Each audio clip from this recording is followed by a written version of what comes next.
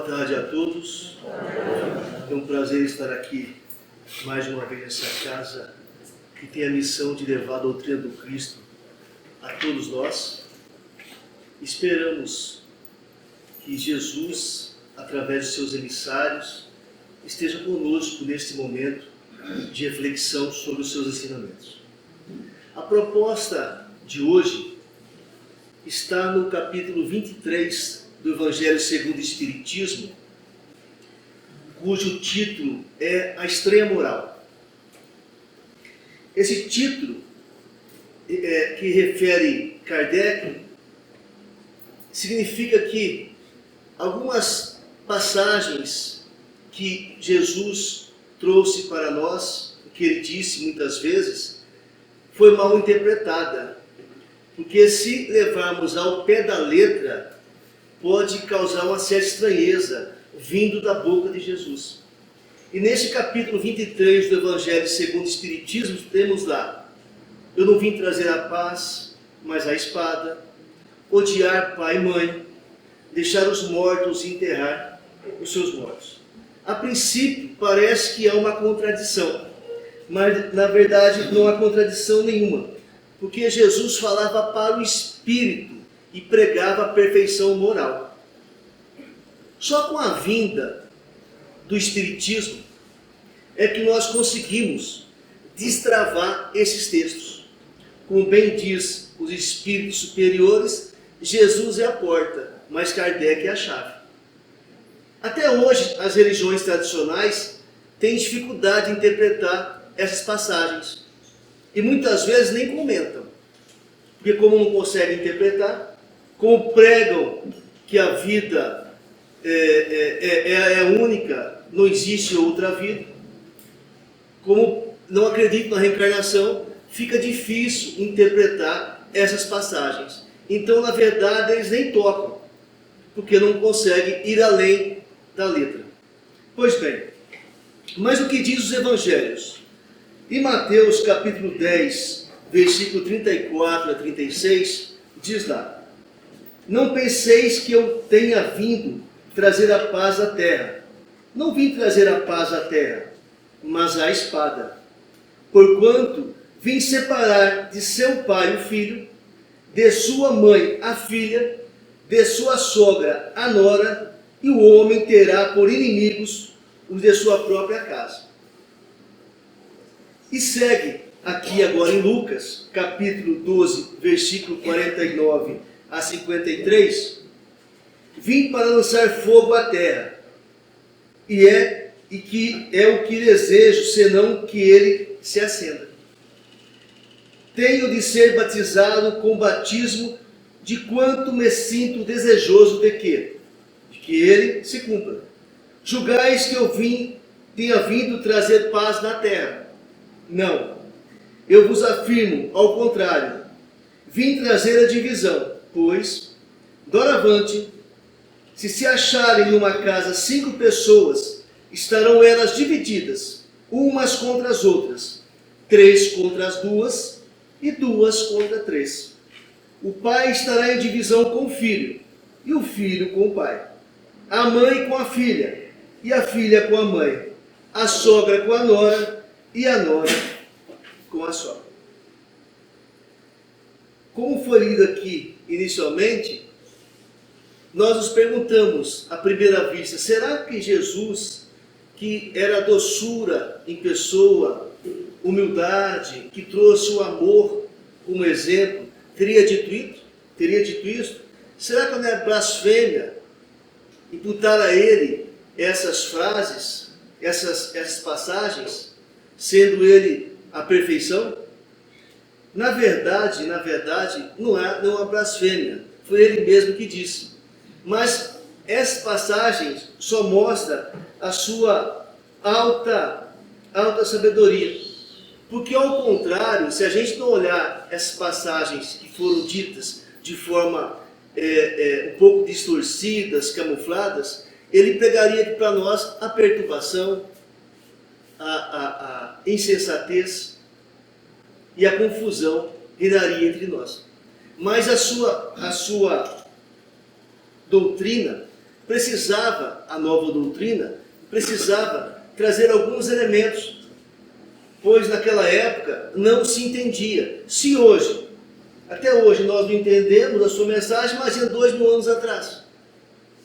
Então, foi-se necessário falar de forma figurada, para que quando estivéssemos maduros, conseguíssemos compreender a sua grandeza. Pois bem, e ele sabia também que toda ideia nova forçosamente traria lutas, traria contradições. Mas a sua doutrina veio solapar por base os abusos que cometiam os fariseus, os sacerdotes da época. Pois bem, mas que paz é essa que Jesus disse? Ele diz que não veio trazer a paz. Mas quando olhamos em João, capítulo 14, versículo 23, quando Jesus se dirige aos discípulos, ele diz, em certo momento: Deixo-vos a paz, a minha paz vos dou, não vou lá dou como o mundo a dá. Então que paz é essa que Jesus primeiro disse que não veio trazer, e de outra maneira, quando se refere aos espíritos, ele fala: deixo a minha paz. Porque a paz que Jesus veio combater é a paz do mundo, é a paz da acomodação. E a paz que ele deixa para nós é a paz espiritual, da sua sabedoria, da reforma íntima. A paz da acomodação, quase todos nós que estamos aqui procurando. Ainda estamos muito materializados, pois sonhamos um dia, quando tivermos aposentado, comprar aquele sítio que tanto sonhamos, uma chácara, para viver ali na paz. Ou se não, aquela casinha de praia, bem à beira-mar, para que a gente possa ver o pôr do sol, trazendo a paz. E assim por diante. Então essa paz que Jesus veio combater, essa paz terrena, que é a paz da acomodação, que é a paz da nossa perdição. Toda vez que nós acomodamos, nós paramos de crescer. E nós somos instados, muitas vezes, pela espiritualidade, a conseguir. Mas a paz que Jesus prega é uma paz espiritual, e ele propõe uma transferência de luta. Ele propõe a transferência da luta exterior, que é a luta do mundo, para a luta interior, que é da reforma íntima. Essa paz, ela dá trabalho. É no dia a dia, conversando com a nossa irmã Graça antes da palestra, falávamos sobre isso. É o dia a dia, aos pouquinhos ir melhorando. Essa depende do nosso esforço, não vem de graça. Se a gente achar que através de um pozinho mágico, ou com algum ritual, nós vamos adquirir a paz, nós estamos equivocados. Porque essa paz pregada pelo Cristo é de dentro para fora. Exige transformação íntima. E nós devemos fazer a pergunta, silenciosamente: quais os vícios ainda que eu cultuo como espírito eterno? Será que eu ainda sou muito orgulhoso? Será que eu sou ainda muito egoísta? Será que eu sou ainda muito vaidoso? Muito materialista? Muito mesquinho? Muito ciumento? Muito invejoso? É a pergunta que devemos fazer. A paz pregada pelo Cristo importa para nós a reforma íntima. E todo dia fazemos um pouquinho. E todos nós que estamos aqui encarnados na Terra, salvo raras exceções, segundo os espíritos superiores, somos orgulhosos e egoístas, um pouco mais, um pouco menos. Mas esse é o passaporte para estar na Terra. O ser orgulhoso e egoísta encarna na Terra. E nós devemos combater isso dia a dia. Segundo Emmanuel, o orgulho é o verdugo invencível. Um espírito orgulhoso, ele necessita de muitas reencarnações humilhantes para aplacar o orgulho. E o orgulho não tem nada a ver com bens materiais. Ele pode, inclusive, aflorar. Mas o orgulho, sentimento, esse vício moral é do espírito. Porque é comum, às vezes, você ver pessoas bem-sucedidas, empresários humildes. E ver pessoas que têm uma profissão bem simples, orgulhosas, extremamente orgulhosas. A pergunta que fazemos é o seguinte: nós temos ainda como ditado aquilo que a gente ouviu falar muito: eu sou muito bom, mas se pisar no meu calo, se pisar no meu calo mostra que nós somos orgulhosos. Porque para a gente aplacar o orgulho que está em nós, precisamos de humildade. E nos calar. Calar quando estamos errados é fácil. Agora, calar, fazer silêncio quando estamos certos, já mostra uma grandeza. E essa paz que o Cristo disse para os discípulos é a paz da reforma íntima. Quando fizermos totalmente a nossa reforma íntima, conquistaremos essa paz espiritual. Pois bem, Emmanuel, no livro Vinha de Luz, no capítulo 105, ele diz: é indispensável não confundir a paz do mundo com a paz do Cristo. Olha o que ele diz: a calma no plano inferior pode não passar de estacionamento. A serenidade nas esferas mais altas significa trabalho divino, a caminho da luz imortal. Olha só, hein?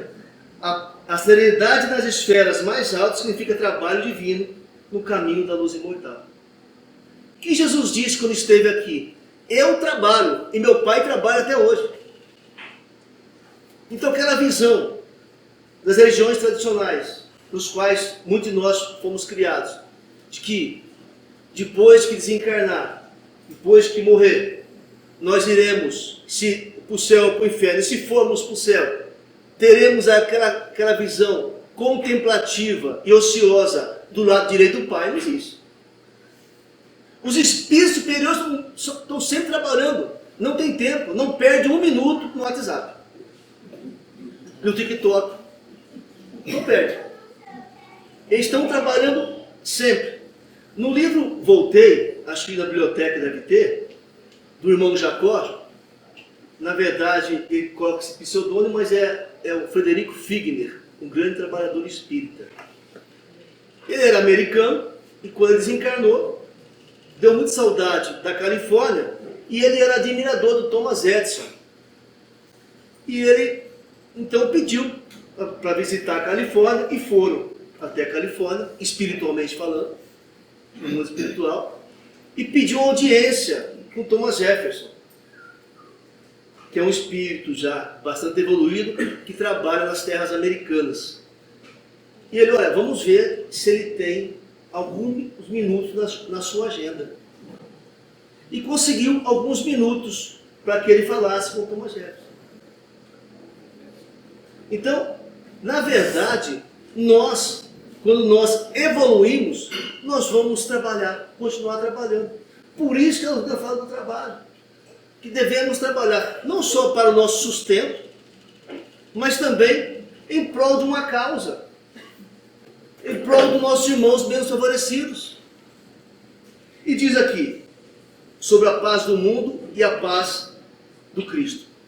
Nos círculos da carne, a paz das nações costuma representar o silêncio provisório das baionetas. A dos abastados inconscientes é a preguiça improdutiva e incapaz. A dos que se revoltam, a paz, no quadro das lutas necessárias, é a manifestação dos desesperos doentio. A paz dos ociosos sistemáticos é a fuga ao trabalho. A dos arbitrários é a satisfação dos próprios caprichos. A paz dos vaidosos é o aplauso da ignorância. A paz dos vingativos é a destruição do adversário. A paz dos maus é a vitória da crueldade. A paz dos negociantes sagazes é a exploração inferior. A dos que se agarram a sensações de baixo teor é a viciação do sentido. A paz dos comilões é o repasto opulento do estômago, embora haja fome espiritual do coração. Então, a todo tempo, os espíritos superiores vêm nos exortando para caminhar na direção da evolução espiritual, da reforma íntima. Mas nós ainda somos muito teimosos. Muitos de nós ainda temos a síndrome da Gabriela. Eu nasci assim, eu cresci assim e vou morrer assim. E na verdade o espírito imortal não pode ter essa síndrome. E nós estamos aí há muito tempo estacionados. André Luiz, em uma de suas obras, ele diz que nós aqui na Terra, salvo raras exceções, estamos há mais de 10 mil anos, encarnando, desencarnando, pululando em torno da Terra, sem evoluir quase nada. Faça uma conta rápida. Vamos pôr 100 anos cada encarnação em 100 encarnações, no mínimo. Então, no mínimo, nós estamos há 100 anos aqui na Terra, sem evoluir quase nada. Do jeito que a gente nasce aqui, a gente volta para o plano espiritual. E é tão difícil reencarnar hoje. Antigamente era fácil, né? Há 80, 100 anos atrás, as nossas avós, bisavós, algumas mães, tinham 10, 15, 20 filhos. Hoje, só tem um, no máximo 2, e aqueles que são malucos tem 3, como dizem aí, né? Então você imagina você lá em cima querendo reencarnar e não consegue. E não tem espaço na família. Por isso que falo do planejamento reencarnatório. O planejamento, quantos filhos eu vou ter? Porque eu imagino, tirando por mim, quando chegamos no mundo espiritual lá, Zé, nós devemos empolgar, né? Pode deixar, eu vou ter 6 filhos, 7 filhos, 8 filhos. Chega aqui, tem um primeiro, não quero mais não. Aí os outros filhos, vamos supor que você tinha compromisso com 4 espíritos ligados a você, que seriam filhos de você. A gente tem o primeiro, não quero mais não. E os outros 3, que tem que reencarnar, como é que faz? Tem que reencarnar. Aí vem com o filho do vizinho, vem como sobrinho, filho da empregada. E às vezes a gente não entende por que o filho da empregada é tão apegado a gente, quer morar com a gente. Que o meu sobrinho não sai de casa. Divaldo conta, uma vez ele estava visitando o Chico, ele estava embaixo do abacateiro, o Chico recebendo as pessoas, e estava vindo umas 4, 5 mulheres muito simples, grávidas. Muito simples, pobres. Aí Chico vira para Divaldo e fala, aí vem as gravidinhas do Bezerra. Divaldo, que história é essa? Gravidinhas do Bezerra? Falei, meu filho, é que essas criaturas, esses espíritos que estão aí reencarnando através dessas mulheres simples e pobres, eram para ter reencarnado em famílias abastadas. Mas as mães não quiseram estragar seus corpos e eles tinham que reencarnar. Então o Bezerra pediu para que essas mulheres simples recebessem esses espíritos que não tinham ligação com ela como filho. Então é muito sério. Dá muito trabalho uma reencarnação. É só ler as obras. Às vezes nós precisamos ficar 30, 40, 50 anos esperando alguém para poder reencarnar junto. E às vezes não está na mesma condição. Então aproveitemos a reencarnação e façamos o máximo. Ninguém vai sair anjo daqui. Não essa é a proposta do Cristo. Mas fazer o máximo. Quantos seres sacrificam para poder nos alimentar? Vegetais. Quantos animais, nossos irmãos menores, se sacrificam para que possamos ter saúde, que possamos nos alimentar? Paramos para pensar sobre isso? Então, um investimento muito grande para nós desperdiçarmos. Deve dar uma vergonha muito grande, né, quando chegamos no mundo espiritual. Chegar no mundo espiritual, ter prometido tantas coisas e a gente não cumpriu quase nada. E lembramos que tem um grupo, o nosso grupo familiar, no mundo espiritual, que está esperando a gente, torcendo para a gente. Todos nós temos um anjo da guarda, o nosso guardião. que apela para os nossos sentimentos, mas a gente não quer nem ouvir, muitas vezes. Então, essa busca interior é a paz que vem. Pois bem, no livro Ceifa de Luz, Emmanuel, capítulo 5, ele traz a lição da espada. O que representa a espada que o Cristo nos trouxe? Nessa fala, quando ele diz, eu não vim trazer a paz, mas a espada. Que espada é essa que ele está falando?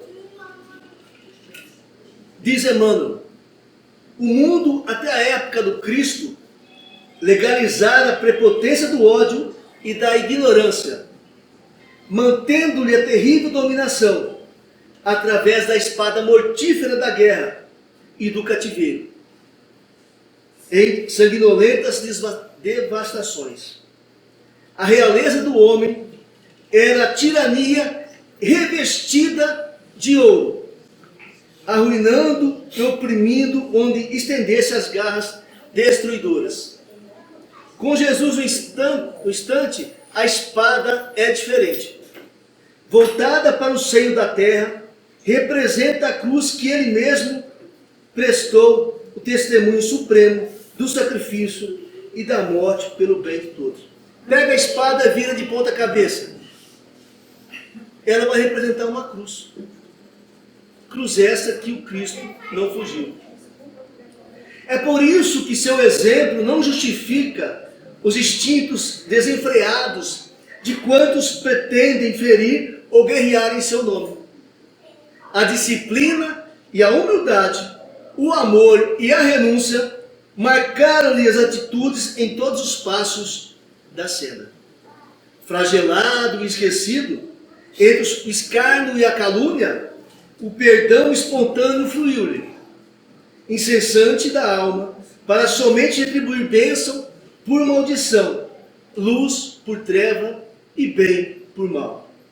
Assim, se recebeste a espada simbólica que o Mestre nos trouxe à vida, lembra-te de que a batalha instituída pela lição do Senhor permanece viva e rija dentro de nós, a fim de que, ensarrilhando sobre o pretérito a espada de nossa antiga insensatez, venhamos a convertê-la na cruz redentora, em que combateremos os inimigos de nossa paz, ocultos em nosso próprio ser, em forma de orgulho, intemperança, egoísmo e animalidade, consumindo-se ao preço de nossa própria consagração à felicidade dos outros, única estrada suscetível de conduzir-nos ao império definitivo da grande luz.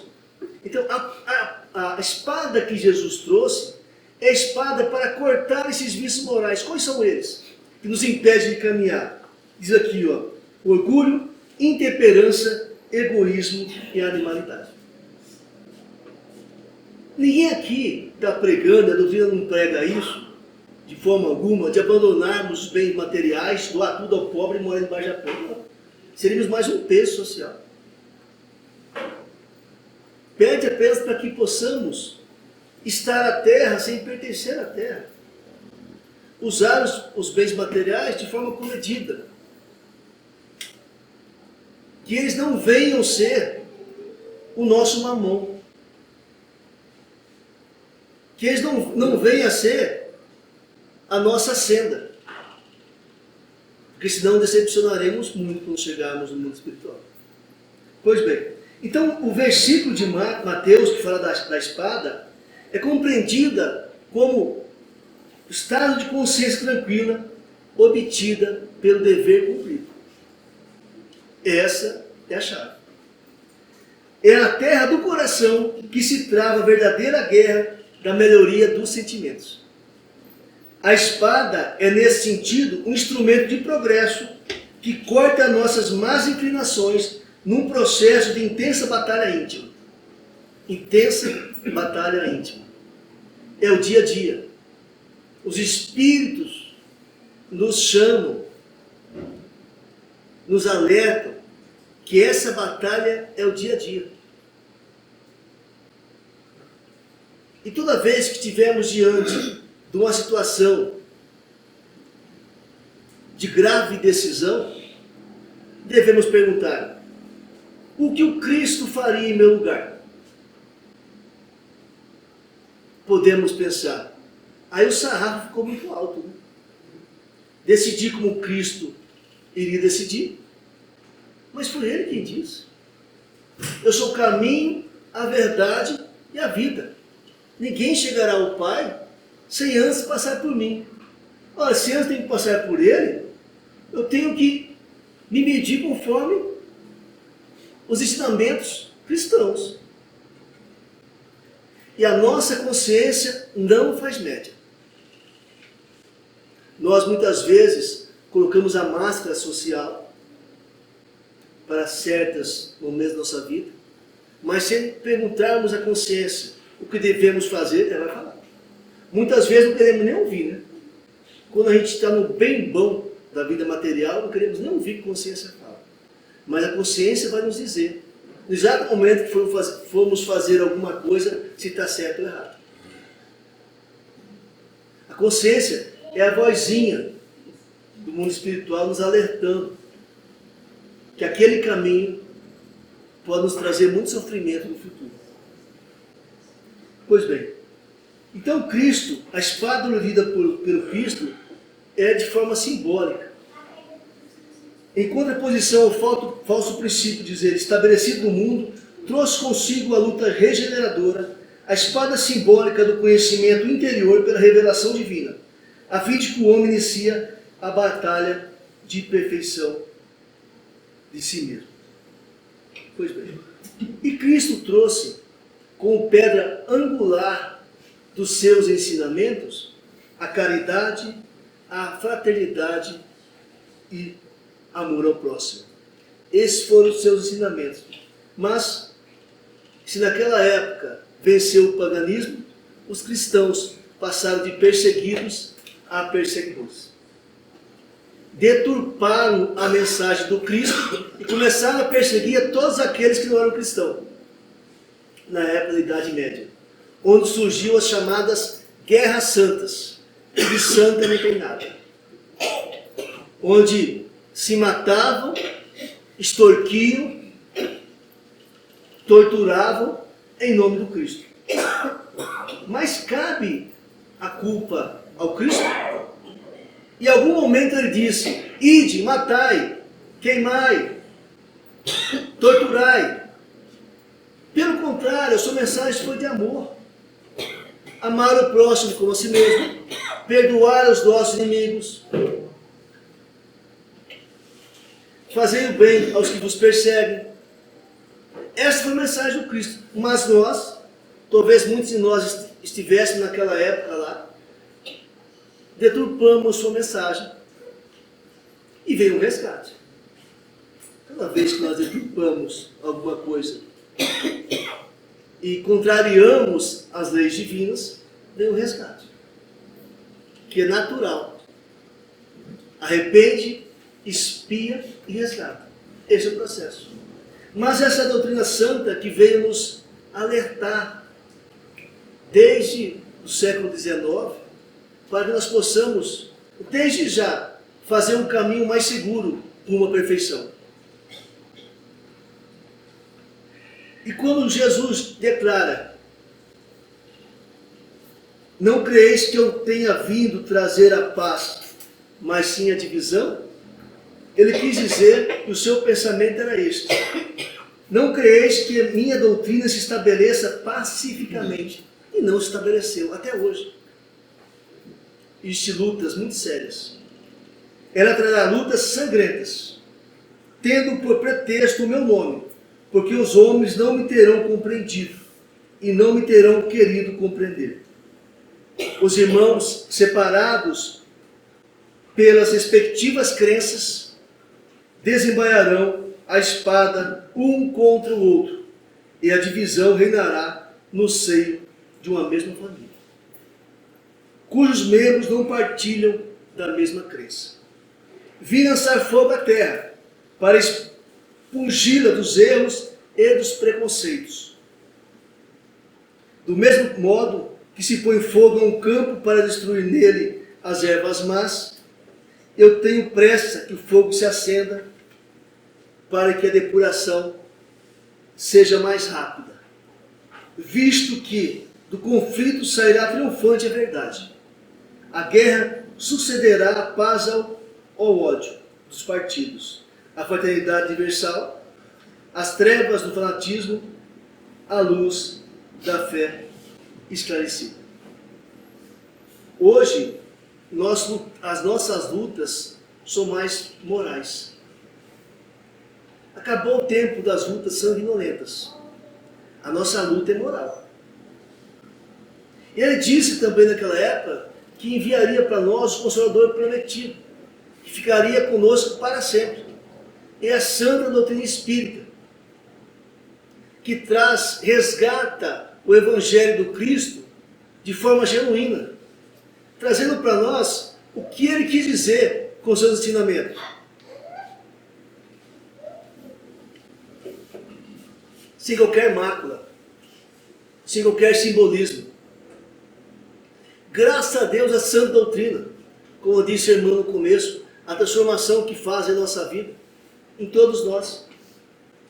Mas é preciso iniciarmos esses primeiros passos, fazendo a reflexão íntima naquilo que eu preciso melhorar, para que possamos aos poucos nos livrarmos do egoísmo, do orgulho e tudo aquilo que nos impede de crescer.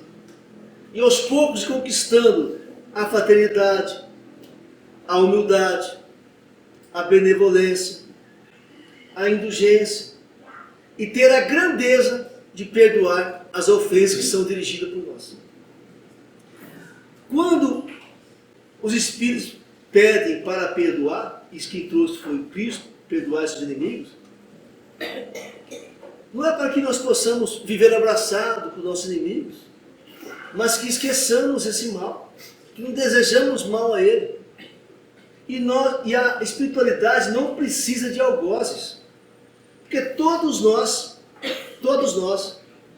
encontraremos com os resultados de nossas condutas. Todos nós. Então não precisa ninguém cobrar o outro. Existe uma sincronia divina que a própria providência divina vai cobrar. E começa a partir da nossa consciência. O nosso verdadeiro aguilhão, quando chegamos no mundo espiritual, é a nossa consciência.